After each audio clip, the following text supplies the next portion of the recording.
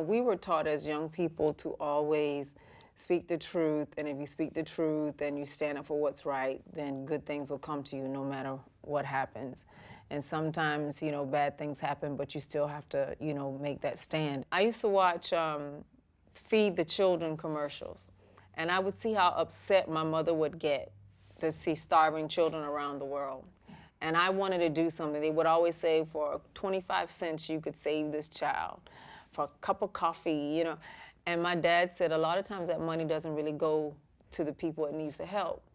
If you want to do something, join an organization that's really doing something, learn about it, and make a difference. So I went to the library, looked up some things, and I found Amnesty International. Of course, it was like the first organization. And I started learning about it, and I joined. And my father used to sit us down, me and my brothers and sisters, probably like once or twice a month. And he would just have these really serious conversations about what the world was really like. Some of the things that we would face as young people that were of color. I've always been a human rights advocate. I was told in 2001 that I would die in 6 months of stage 4 cancer. 10 years later, I'm still here. I'm still advocating.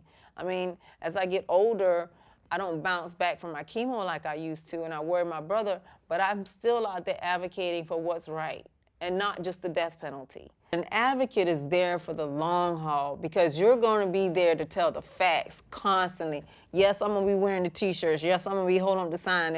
But I'm here to sit at the table to talk about what's wrong with this system.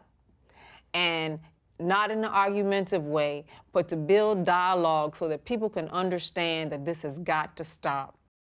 With my child, growing up, I always taught him to do what's right, do your best, don't worry about the color of your skin, be able to walk into a room with anybody and know that you are just as important. Now that you're kind of getting older, you're still young, but you're getting older, it's going to be soon time for me to carry your burden and, pick up where you come from. It's time for you to, it's not a burden for me, it's time for you to carry it now, because young people have a lot of power and they don't realize it.